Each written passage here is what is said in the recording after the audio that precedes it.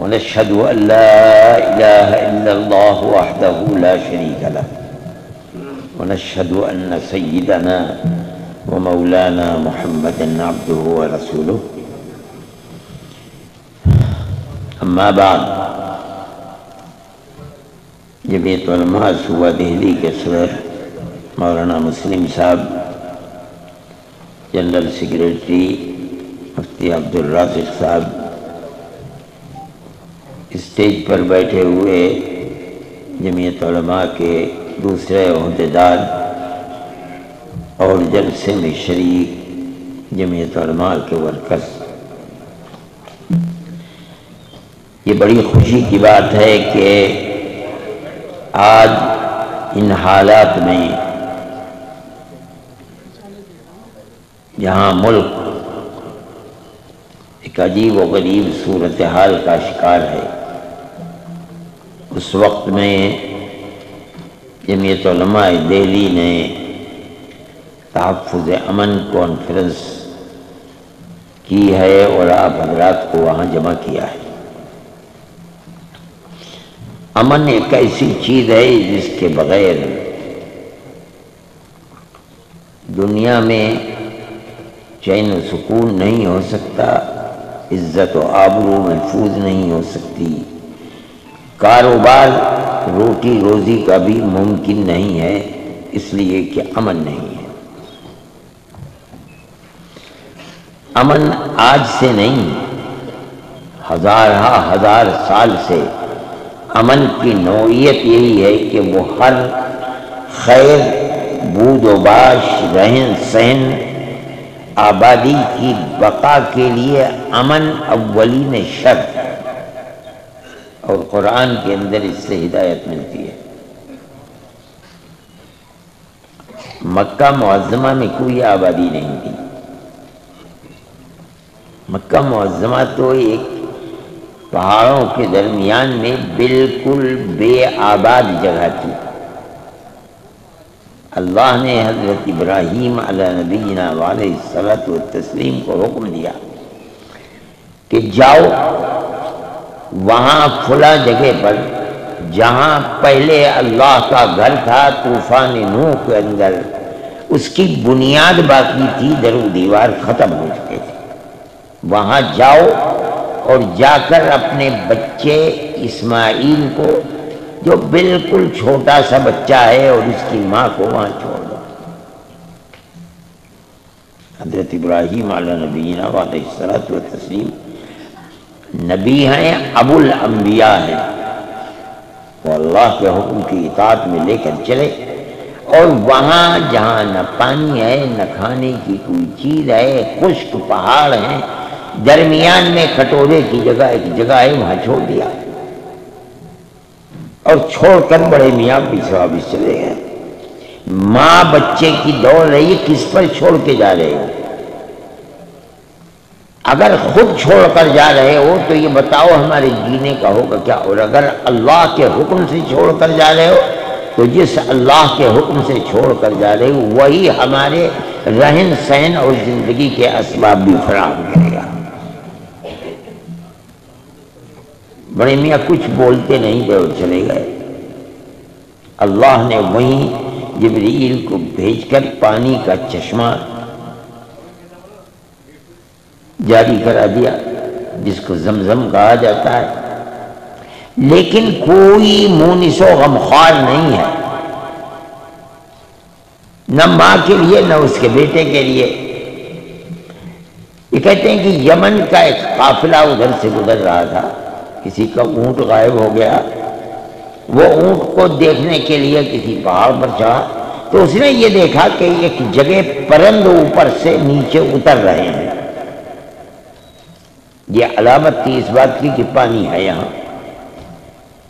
چنانچہ وہ اپنا اونٹ تو بھول گیا، وہاں آیا تو دیکھا عجیب و غریب ماجرا ہے، ایک عورت ہے اور اس کا ایک بچہ، کوئی آدم یا آدم زاد اور نہیں ہے۔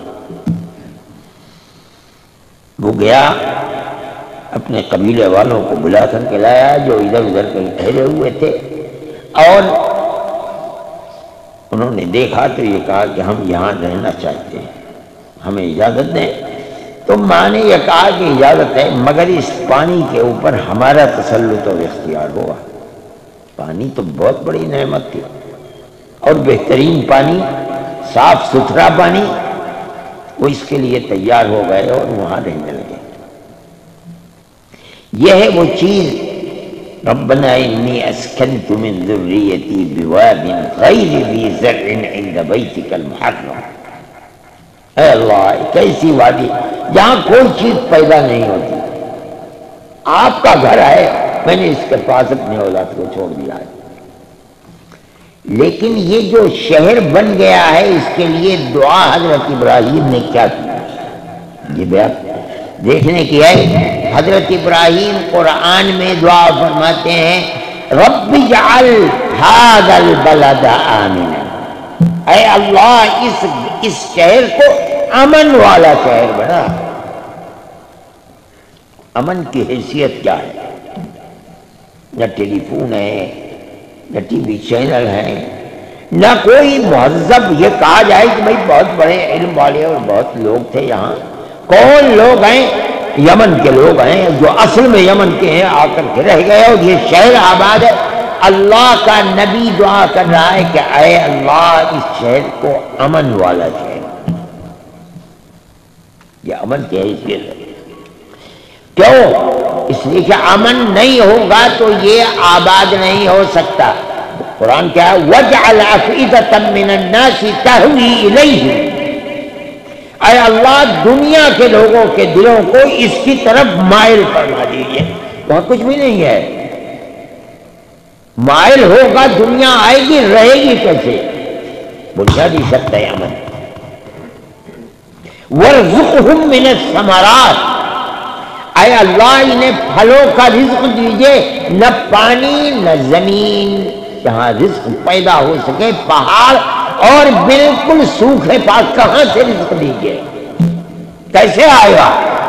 اگر امن ہوگا تو آئے گا، امن نہیں ہوگا نہیں آئے گا۔ اللہ نے امن دیا، ایسا امن جو دنیا میں اس جگہ کے سوا کہیں وہ امن نہیں ہے۔ اور نتیجہ اس کا کیا ہے؟ ساری دنیا سے پھل، من الثمرات فرمایا، پھل، ساری دنیا کی چیزیں کھینچی ہوئی اس بلد مقدس اور اس کے قرب و جوار میں آنے لگی۔ یہ اس وقت دعا تھی، کتنے ہزار سال پہلے دعا تھی، کوئی دنیا میں نہیں جانتا۔ اور آج تک اسی طریقے سے بلد مقدس امن کا، کس طرح کا امن؟ آپ کسی چڑیا اور کبوتر کا شکار نہیں کر سکتے، کسی چیز کو مار نہیں سکتے۔ کیوں؟ اس لیے کہ امن کا شہر ہے۔ اس وقت سے لے کر آج تک امن کا شہر ہے۔ ایسا امن کا شہر ہے کہ نہ آدمی کو، یہاں تک کہ آدمی کسی جانور کا بھی شکار نہیں کر سکتا، اس کو بھی نہیں۔ اور آج اسی طریقے پر آباد ہے وہ شہر مقدس۔ انسان کے لیے بھی امن کا گہوارہ، جانوروں کے لیے بھی امن کا گہوارہ ہے۔ اسی لیے نبی کریم علیہ الصلوۃ والسلام فرماتے ہیں، وَلَقَدْ أُوذِيتُ فِي اللَّهِ وَلَا يُؤْذَى وَلَقَدْ أُخِفْتُ فِي اللَّهِ وَلَا يُخَافُ أَحَدٌ، مجھے اذیت دی گئی حالانکہ کسی کو اذیت نہیں دی جاتی۔ یہاں سوال پیدا ہوتا ہے، آپ ہی کو اذیت دی گئی، آپ نے اعلاء کلمت اللہ کہا، اللہ اکبر، اللہ کے سوا کوئی معبود نہیں، اللہ سب سے بڑا ہے۔ آپ سے پہلے بھی انبیاء آئے، قرآن کہتا ہے فریقاً کذبوا فریقاً یقتلون، انبیاء کے ایک طبقے کی تکذیب ہوتی رہی، ایک طبقے کو بت پرستوں نے قتل کر دیا۔ انبیاء، آپ فرماتے مجھے اذیت دی گئی، کسی کو اذیت نہیں دی، حالانکہ اذیت کیا مطلب ہے؟ قتل کیے گئے ہیں۔ محدثین فرماتے ہیں مطلب یہ ہے کہ مجھے جس جگہ اذیت دی گئی وہ جگہ ایسی تھی کہ کسی چڑیا کو اذیت نہیں دی جا سکتی، اور اللہ کے نبی کو اذیت دی گئی۔ یہ مطلب ہے ہمیں، یہ بنیادی چیز ہے کہ نہ کوئی گھر بغیر امن کے آباد رہ سکتا ہے، نہ کوئی شہر بغیر امن کے آباد رہ سکتا، نہ کوئی ملک بغیر امن کے آباد رہ سکتا ہے۔ جمعیت علماء علماء کی جماعت ہے۔ ہم جب یہ کہتے ہیں کہ امن کو قائم کرو، ہم قرآن کی اس آیت سے استدلال کرتے ہیں۔ ابو الانبیاء، انبیاء کے باپ دادا حضرت ابراہیم علیہ نبی جناب علیہ السلام کی اس دعا سے لیتے ہیں کہ خدا کی رحمتوں کا ساری دنیا سے سمٹ کر آنا، اس کی اولین شرط یہ ہے کہ امن ہے۔ میرے بھائی، ہم اس امن کی اس دعوے کو، اس مطالبے کو اپنے ملک کے اندر ہمیشہ سے ضروری سمجھتے ہیں، لیکن ہم آج پہلے کے مقابلے میں زیادہ ضروری سمجھتے ہیں۔ امن ہر وقت ضروری ہے۔ امن نہیں ہوگا تو گھر اور ملک آباد نہیں رہ سکتا، کاروبار نہیں ہو سکتا، آمد و رفت نہیں ہو سکتی، چین و سکون کے ساتھ فیکٹریاں نہیں چل سکتی۔ یہ ایسی چیز ہے جس کے لیے کسی دلیل کی ضرورت نہیں ہے۔ ہم یہ کہتے ہیں کہ اگر آباد رکھنا ہے، پیٹ بھرنا ہے، چین و سکون کے ساتھ رہنا ہے، چوری اور ڈکیتی سے رہنے والوں کو محفوظ رکھنا ہے، سب سے بنیادی شرط وہی ہے جو ہزاروں سال پہلے اللہ کے نبی نے جس دعا کو مانگا تھا، اے اللہ امن عطا فرمائیے۔ ہمارے ملک کے اندر بھی یہی چیز ہے، ایک ایسی کھلی ہوئی چیز ہے جس کے لیے کسی دلیل کی ضرورت نہیں ہے، مگر ملک کے اندر امن و امان نہیں ہے۔ اس حقیقت کو لوگوں نے چھوڑ دیا، حکومتوں نے چھوڑ دیا، فرقہ پرست ذہنیت نے چھوڑ دیا۔ جمعیت علماء اپنے اس نقطے کے اوپر قائم ہے کہ بغیر امن کے ملک آباد نہیں رہ سکتا۔ میں یہ کہتا ہوں کہ صرف مسلمان ہی اس امن کی اہمیت کو نہیں سمجھتا، پڑھا لکھا ہندو بھی سمجھتا ہے، کرسچن بھی سمجھتا ہے، سکھ بھی سمجھتا ہے، ساری دنیا سمجھتی ہے۔ سارے قوانین، عدالتیں، کورٹ، جو کچھ ہیں سب امن ہی قائم کرنے کے لیے ہیں۔ تو پھر اس امن کی حفاظت اگر ارباب اقتدار نہیں کریں گے تو ملک کیسے آباد ہوگا؟ میرے بھائی، کسی ایک طبقے کو نشانہ بنانا، ملک کی سہولتوں سے محروم کرنا، ان کو خواہ مخواہ ملزم بنا کر جیلوں کے اندر ڈالنا، 20 25 30 سال سے جیلوں کے اندر سڑ رہے ہیں، مر رہے ہیں، مائیں روتی روتی اندھی ہو گئی، باپ دنیا سے چلے گئے، نہ کھانے میں مزہ ہے، نہ رہنے میں مزہ ہے، نہ نیند آتی ہے۔ کیوں؟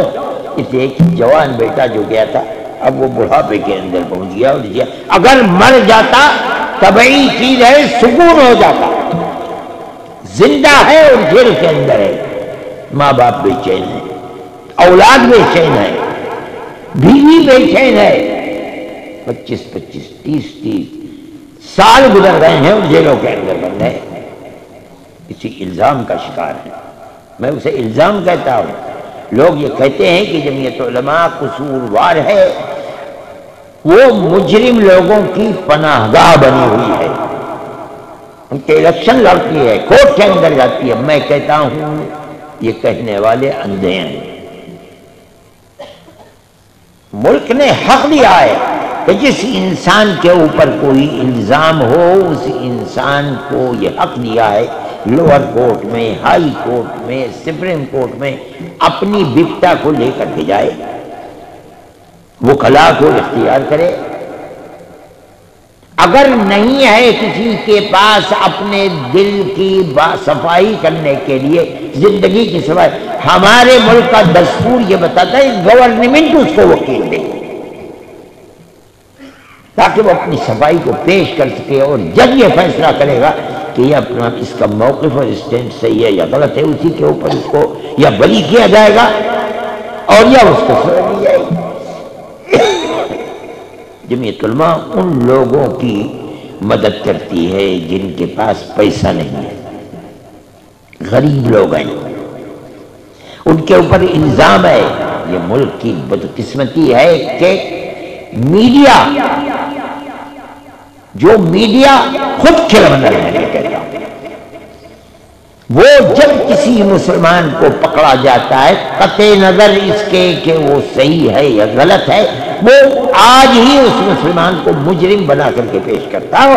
میڈیا کے اندر بھرما ہے، پکڑے گئے.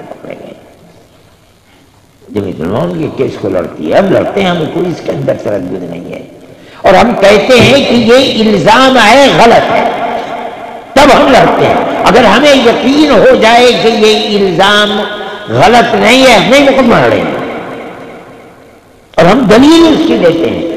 ہم نے کیس لڑے ان لوگوں کے بھی کہ جو لوور کورٹ میں ان کو پھانسی دے دی گئی، پھر گئے ہائی کورٹ نے بھی پھانسی کی تصدیق کر دی، پھر گئے سپریم کورٹ، ہم نے مقدمہ لڑا، سب کے سب باعزت بری ہو گئے. اس کا مطلب کیا ہے؟ کھلا ہوا مطلب ہے کہ یہ لوگ غلط پھانسے گئے، ثبوت نہیں ہے. کورٹ کے جن لوگوں نے ان کو پھنسوایا ہے وہ غلط ہے، جو ان کو پھانسی کی سزا دے رہے ہیں سپریم کورٹ کی نظر میں وہ سزا غلط ہے. اس کے ثبوت فراہم نہیں ہے، اس کے باوجود انہیں پھانسی کی سزا دی جا رہی ہے. سپریم کورٹ کے سامنے یہ ذہن بالکل چیز صاف ہو گئی، انہوں نے سب کو باعزت بری کر دیا. 12 13 14 سال سے جیل میں رہنے والوں کو باعزت بری کیا. یہ دلیل ہے اس بات کی.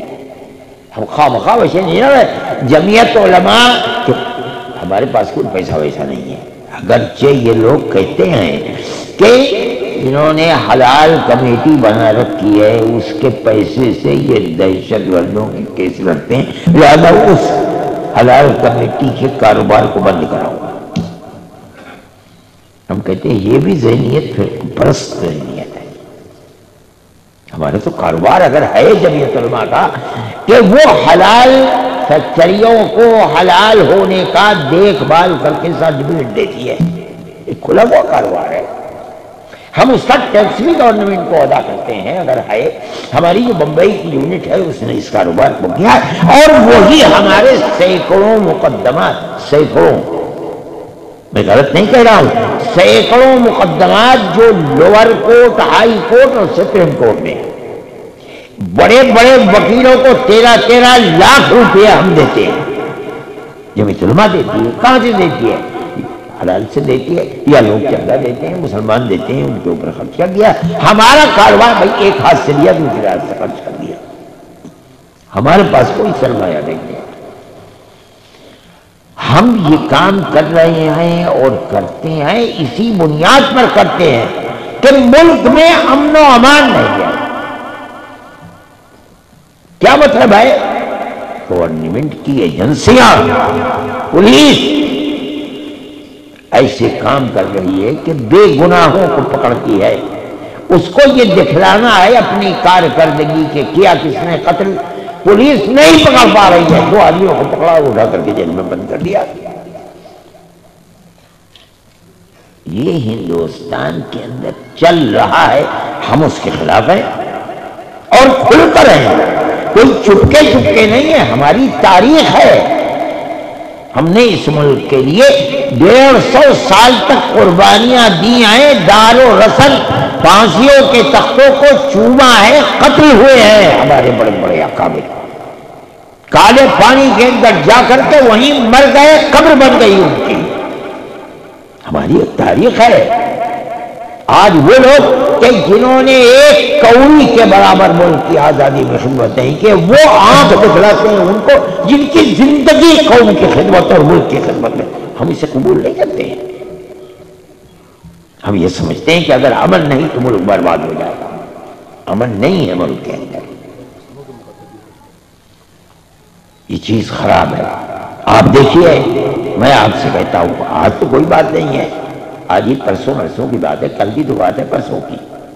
آپ دیکھیے اگر یہاں کوئی آدمی بیٹھا ہے کہ جو کرناٹک میں رہتا ہے، سارا کرناٹک کا الیکشن مسلم دشمنی کے اوپر گورنمنٹ نے لڑا ہے، سارا الیکشن۔ بڑے بڑے چوٹی کے لوگ ہمارے سر کے اوپر ہیں، ہم ان کا احترام کرتے ہیں، مگر سیاست خراب ہو کہ کوئی چیز سارے الیکشن میں لگتا تھا کہ مسلمان ملک کو برباد کر رہا ہے، لہذا مسلمان کو کسی طرح کاٹ دو، مار دو، برباد کر دو، اپاہج ہونا دو، اور یہ جب ہی ہو سکے گا جب بی جے پی کی سرکار بنے گی۔ کیا ہے؟ ہمیں ووٹ دو، یکساں سول کوڈ لے کر کے آئیں گے، ہمیں ووٹ دو۔ ہم کہتے ہیں کہ ٹیپو سلطان چور تھا،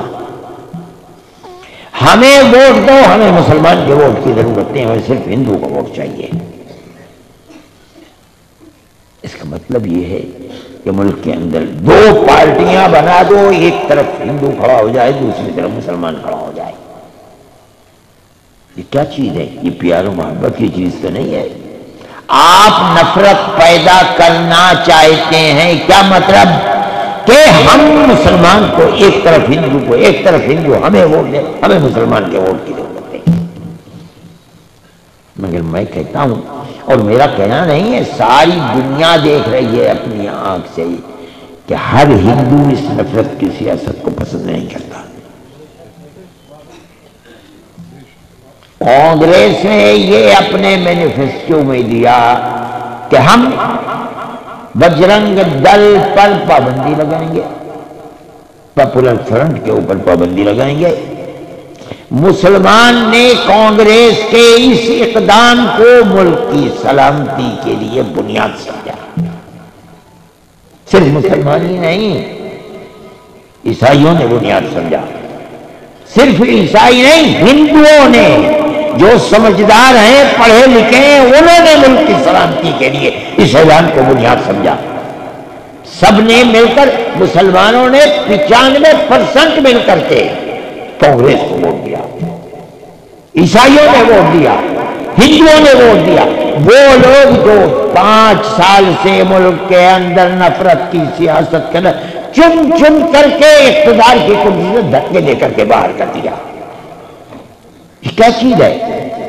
ملک کے اندر امن پسندی زندہ ہے، پیار و محبت زندہ ہے،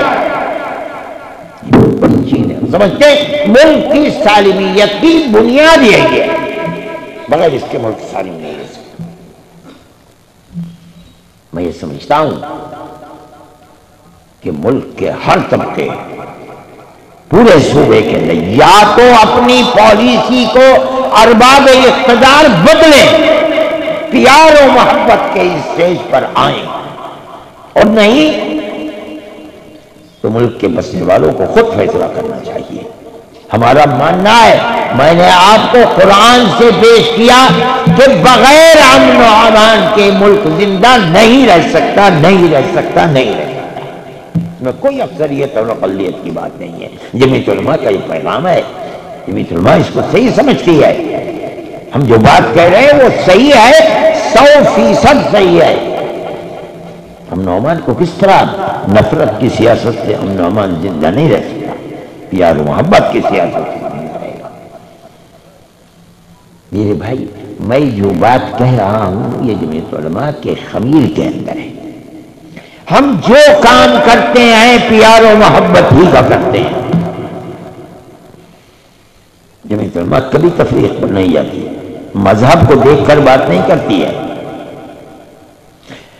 چند سال پہلے کلکتے کے بنگال کے اندر سمندری طوفان آیا، اور اس سمندری طوفان کے اندر بڑی تباہی آئی، تو کھارا پانی ہوتا ہے، گھس گیا، تمام چاول کی کھیتی تو بالا برباد ہو گئی، پینے کا پانی نہیں مل رہا تھا لوگوں کو، کھانے کے لیے۔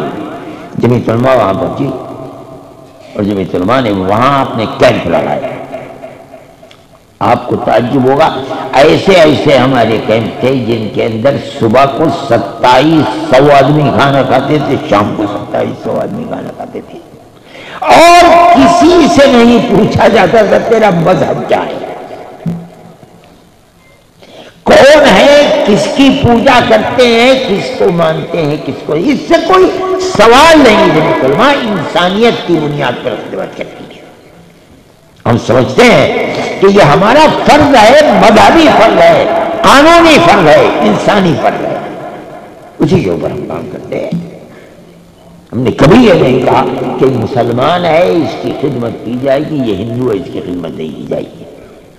جہاں گئے ہم نے اسی طریقے پر کام کیا ہے۔ جمعیت علماء کا یہ نظریہ آج سے نہیں ہے، ملک کی آزادی سے پہلے جس دن سے جمعیت علماء کی اینٹ رکھی گئی ہے اس وقت سے آج تک جمعیت علماء اسی کے اوپر قائم ہے۔ جمعیت علماء وظائف دیتی ہے۔ ہم اب تک 1 کروڑ روپیہ دیتے تھے، ہمیں ہمارے احباب نے ہماری مدد کی، ہم نے اس سال 2 کروڑ روپیہ دیا تقریباً کچھ ہمارے پاس باقی ہے، ہم اس کو مزید آہستہ آہستہ دے دیں گے۔ ہمارا جو بجٹ ہے اس بجٹ کو اللہ چاہے گا اس پر پورا کرنے کے 10-20 پیسے زیادہ تو ہوگا، کم نہیں ہوگا انشاءاللہ۔ اس کے اندر ہندو بھی ہیں، مسلمان بھی ہے۔ ہماری شرط پر جو آ گیا ہم اس کو امداد کرتے ہیں اس کے پڑھنے کے اندر، اس بنیاد پر کہ اس کا مذہب ہندو ہے، اس کا مذہب مسلمان نہیں ہے، یہ مسلمان ہے، ہم کسی کو کاٹ دیں، ہم یہ نہیں کرتے۔ اور میرے بھائی ہم یہ سمجھتے ہیں کہ ملک کے اندر امن و امان کی صورت سے سوا کوئی اور نہیں ہو سکتی، مگر افسوس ہے کہ جو لوگ کرسی اقتدار کے اوپر وہ اس اہمیت کو سمجھتے نہیں ہیں۔ ہم یہ سمجھتے ہیں سمجھنا چاہیے، اگر نہیں سمجھیں گے تو ملک میں امن و امان باقی نہیں رہ سکتا، مار دھاڑ ہوگی، چین و سکون نہیں ہو، نہ اکثریت کو نہ اقلیت کو۔ میں جانتا ہوں ہزار آدمی ہو سکتا ہے کہ جانے والے لاکھوں ہو جائیں دولت مند، تو ملک کو چھوڑ کر کے دوسرے ملکوں میں جا کر کاروبار کر رہے ہیں، ہندو بھی ہیں مسلمان بھی ہیں، وہ یہ سمجھ رہے ہیں کہ ملک میں امن و امان نہیں ہے۔ آنے والے دن اور بھی زیادہ خراب ہوں گے، نہ لوگوں کی دولت محفوظ رہ سکے گی، نہ ان کی اولاد محفوظ رہ سکے گی، ان کو اٹھایا جائے گا، وہ ان کے ذہن کے اندر یہ چیز ہے۔ یہ ضروری نہیں کہ ایسا ہوگا، لیکن خطرہ محسوس کر رہے ہیں اور پیسے وصول کیے جائیں گے۔ بہتر یہی ہے کہ چھوڑ کر کے دبئی میں، ترکی میں، ملیشیا میں، کینیڈا میں، برطانیہ میں، یورپ کے ملکوں میں، جس کو جہاں جگہ ملتی ہے وہاں منتقل ہو جاتا ہے۔ ہمارا ماننا یہ ہے کہ ملک میں امن و امان کو قائم کرنے کے لیے جمعیت علماء کے ساتھ مل کر کے آپ سب حضرات کو کوشش کرنی چاہیے۔ مذہب کو نہ دیکھیے، ارباب سیاست کیا کرتے ہیں چھوڑ دیجیے، وہ جانے ان کا کام جانے، نہ اس پر تنقید کیجیے، اپنا کام کیجیے، پیار و محبت کو پیدا کیجیے۔ آپ کا پڑوسی اگر کوئی ہندو ہے، غریب ہے، پریشان حال ہے، آپ اس کی مدد کو اپنا مذہبی فریضہ سمجھیے۔ اسلام آپ کو اس کی دعوت دیتا ہے، اس کا حکم دیتا ہے۔ رسول اللہ صلی اللہ علیہ وسلم حدیث میں فرماتے ہیں احب للناس ما تحب لنفسک تکن مؤمنا۔ ہر آدمی کے لیے اس چیز کو پسند کر جو تو اپنے لیے پسند کرتا ہے۔ اللہ کا نبی یہ نہیں فرما رہا ہے ہر مسلمان کے لیے اس چیز کو پسند کر جو تو اپنے نہیں۔ ہر آدمی کے لیے اس کا مذہب کیا ہے، دھرم کیا ہے، کہاں کا رہنا، اس سے کوئی بحث نہیں ہے۔ فرماتے تکن مومنن، کیا مطلب ہے؟ مطلب یہ ہے کہ اگر تو سچا پکا مومن بننا چاہتا ہے تو یہ نہیں ہے کہ گول ٹوپی پہن، چھوٹا پاجامہ پہن اور لمبا کرتا پہن، نہیں۔ ایمان مومن بننے کی نشانی یہ ہے کہ تیرا دل ہر انسان کی طرف سے اتنا صاف ہو کہ تو اپنے لیے دولت کو پسند کرتا، اس کے لیے بھی دولت کو پسند کر، تو اپنے لیے صحت اور تندرستی کو پسند کرتا، اس کے لیے بھی صحت۔ یہ ہے کون؟ اس کا مطلب کوئی بحث نہیں ہے، یہ اسلام کی تعلیم ہے۔ اس سے پاکیزہ تعلیم کیا ہو سکتی ہے بتائیے؟ مسلمان کو اس تعلیم کو اپنی زندگی کے اندر اتار کر پیوست کرنا چاہیے۔ ہر ایک کے ساتھ حسن معاملہ، حسن تعلق، رہن سہن، یہ ہماری پرانی تاریخ تھی۔ آپ لوگوں میں جو دیہات کے رہنے والے ہیں اور بوڑھے لوگ ہیں، ایک دوسرے کو دیکھ کر ہندو مسلمان بڑے کو بوڑھے کو، اور مسلمان ہی ہندو بڑے بوڑھے کو تاؤ چاچا کہہ کر کے بلایا۔ آج اس تاریخ کو دفن کر دیا۔ کس نے دفن کر دیا؟ ان کے دل و دماغ کے اندر فرقہ پرستی نے جگہ لے لی ہے، بدقسمتی سے ملک کی وجہ۔ میرے بھائی یہ ہماری زندگی ہے، مگر نہیں چلیں گے اس کے اوپر، ملک برباد۔ ملک ہمارا ہے، ہم ہمیشہ سے اس ملک میں رہتے ہیں، مذہبی اعتبار سے بھی ملک ہمارا۔ لوگ تو پاگل ہیں، جانتے نہیں ہیں نہ ملک کی تاریخ کو۔ میں نے یہ بات رامدیرا گراؤنڈ میں کہی تھی، نہ مذہب کی تاریخ کو جانتے ہیں، انہیں کچھ پتہ ہی نہیں ہے۔ کہتے ہیں کہ مسلمان کا مذہب عرب کا ہے۔ ارے پاجاموں دھوتی تمہیں پتہ ہی نہیں ہے کچھ عرب کا ہے۔ سب سے پہلی آواز لا الہ الا اللہ کی ہندوستان کی دھرتی سے اٹھی ہے۔ یہ ہمارا ایمان ہے کہ اللہ کے سوا کوئی اللہ نہیں ہے۔ کون کہہ سکتا ہے؟ ہمارے دل و دماغ کے اندر پیوست ہے مذہب، دین، عقیدہ۔ اس عقیدے کا مطالبہ ہم سے یہ ہے کہ قطع نظر اس کے کہ اس کا مذہب کیا ہے، انسان ہے، ہمارا بھائی ہے، ہمیں اس کے ساتھ حسن معاملہ کرنا چاہیے۔ آپ میں اکثریت مذہبی لوگوں کی ہے۔ میں یہ کہتا ہوں، میں جو بات کہہ رہا ہوں قرآن و حدیث سے کہہ رہا ہوں۔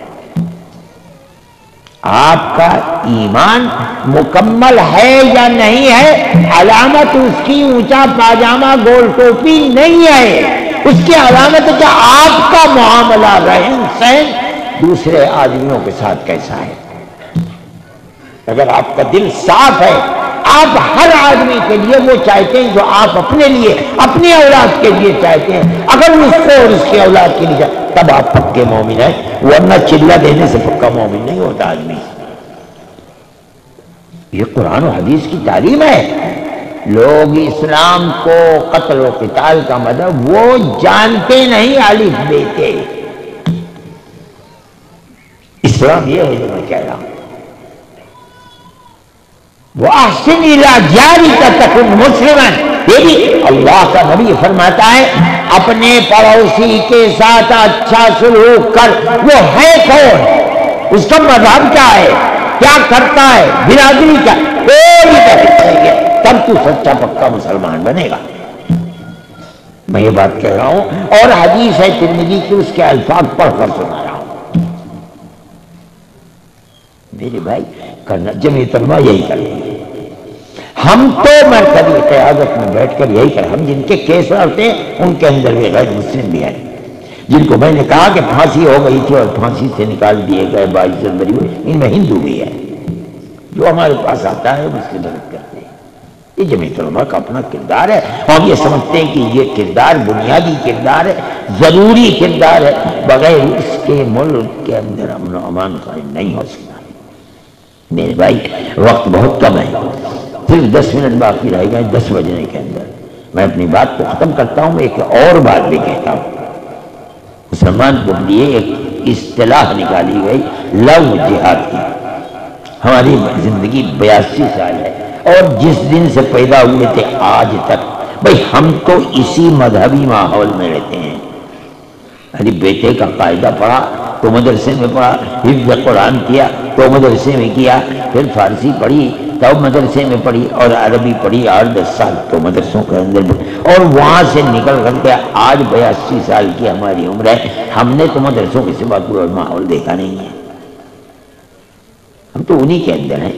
ہم نے کہیں نہیں پڑھا لو جہاد۔ یہ ان لوگوں کی جو اسلام کے لیے برے ارادے دلوں کے اندر رکھتے ہیں، ان کی بنائی ہوئی اصطلاح ہے۔ اب اس اصطلاح کا انجام انہوں نے کیا نکالا ہے کہ یہ لو جہاد کے قائل ہیں۔ اس کی بنیاد پر ان کے بچیوں کے ساتھ ہم وہی بنیاد قائم کریں جو ان کی ہے۔ یہ انہوں نے ایک راستہ نکالا، اور ان بچیوں کو جو مخلوط تعلیم کے اندر دین سے دور ہوتی ہیں، ان کو پکڑ پکڑ کر کے ان کا اغوا کرتے ہیں، اور جس کا نتیجہ یہ ہے کہ ہندوؤں میں تو برادری بہت زیادہ اثر کیے ہوئے، یہ ان کی برادری کی نہیں. کچھ دنوں کے بعد یا قتل ہو جاتا ہے یا وہ اپنی خودکشی کر لیتی ہیں یا نکل کر کے بھاگ کر کے برباد ہو جاتی ہیں. میرے بھائی اس کا علاج ہے، یہ آپ لوگ کر سکتے ہیں. ہر جگہ اللہ نے مسلمان کو اتنی دولت دی ہے، ہر شہر کے اندر گاؤں در گاؤں، تو وہ اس طرح کے اسکول قائم کر سکتے ہیں جو صرف لڑکیوں کے اسکول. مخلوق تعلیم ہی اس ارتداد کا شکار بنا دے. اگر مخلوق تعلیم نہیں ہوگی تو یہ مسلمان بچیوں کے ارتداد کی صورت ختم ہو جائے گی انشاءاللہ. اس لیے میرے بھائی اس کو اپنا مقصد بنائیے. دولت مند لوگوں سے کوئی زمین دے دے، بھائی میری یہ زمین ہے، کچھ پیسے جمع کر لے. آج کل 1,00,000 2,00,000 10,00,000 کی کوئی حیثیت ہی نہیں ہے. جو دولت مند ہے بھائی اپنی شادیوں کے اوپر 50 لاکھ خرچ کر دو، 10 لاکھ اس کے اندر خرچ کر دو. اور یہ بہترین کاروبار بھی ہے. جمعیت علماء کی یہ تحریک ہے. میں ابھی ایک صاحب سے کہہ رہا تھا، ہم نے ایک جگہ حاصل کی ہے اور ہم اللہ اگر چاہے گا تو انشاءاللہ ہم وہاں بچیوں کا اسکول بنائیں گے، اور اس کے بعد ہم اس تحریک کو اور آگے بڑھائیں. ہم نے بنایا ہے، تم تو نہیں بنا سکتے، بناؤ. بچیوں کا اسکول بناؤ، ان کو بالکل بنیادی کچھ کتابیں دین کی بہشتی دیور کے کچھ عنوان لے کر کے اور ان کو پڑھا دو، دین سکھلاؤ، اور اس کے ساتھ ساتھ ان کو 10ویں اور 12ویں تک پڑھاؤ. وہ یہ سمجھے کہ وہ مسلمان ہیں. ہمارے خلاف جو فرقہ پرست طاقت نے لو جہاد کی تعبیر کی ہے، جبکہ قرآن و حدیث میں کہیں لو جہاد نہیں ہے ہی نہیں ہوتی. لو تو عربی کا لفظ ہی نہیں ہے، اردو کا لفظ نہیں ہے، یہ تو انگریزی کا لفظ ہے. تم نے بنایا ہے، تم ہی اس کے بدلے کے اندر مسلمان لڑکیوں کو ایک مصیبت میں یہ فرقہ پرست لے لیا. آپ اگر یہ نہیں کریں گے تو آپ اپنے فرض سے سبکدوش نہیں ہو سکتے. جہاں ہیں آپ، جس جگہ ہیں آپ، چھوٹی سی زمین لیجیے اور اس زمین کے اوپر بنائیے کمرے. یہ پوچھ کر کے کہ کون آدمی ہے جاننے والا کتنا بڑا کمرہ ہونا چاہیے، یہ تمام شرائط ہیں اس کی، تب آپ کو اجازت مل پائے گی. جو باصلاحیت لڑکیاں آئیں وہ اس کی فیس لیجیے آپ ان کے ماں باپ سے. جن کے اندر صلاحیت نہیں ہے ان کو للہ پڑھائیے، وہ پڑھنا چاہتی ہیں یہاں تک کہ وہ شادی کی عمر کو پہنچ جائیں گی. اس کے بعد وہ شادی ہو جائے گی. اپنی بچے اور بچیوں کے لیے ٹیوٹر بننا، کسی دوسرے کو بلا کر کے ٹیوشن کرانا، اگر ماں پڑھی ہوئی ہے وہ خود ٹیوٹر بن سکتی ہے. میرے بھائی جمعیت علماء کی یہ تحریک ہے، آپ کو اسے آگے بڑھانا چاہیے اور اس ملک کو امن و امان کا گہوارہ بنائیے. جو کر سکتے ہیں وہ کیجیے. فرقہ پرست طاقتیں کیا کر رہی ہیں چھوڑ دیجیے،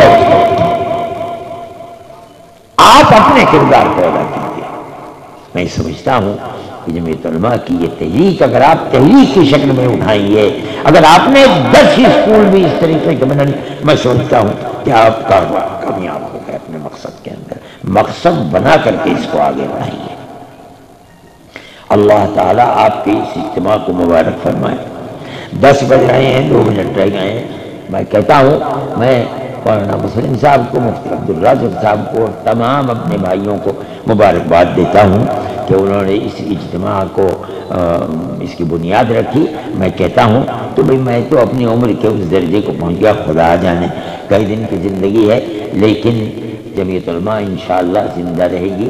آپ ہر سال اس طریقے کا اجتماع کیا کریں تاکہ لوگوں کے کان کے اندر جمعیت علماء کا پروگرام کیا ہے وہ پروگرام آگے بڑھے، اور ملک کی سلامتی کے لیے جو پروگرام بنا کر کے کام کرنا جمعیت علماء کی قیادت نے منظور کیا ہے وہ ملک کی سلامتی کے لیے وہ آگے بڑھ سکیں.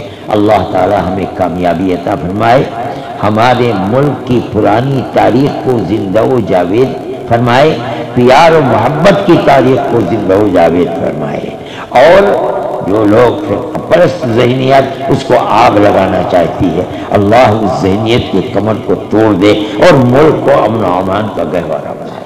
وآخر دعوانا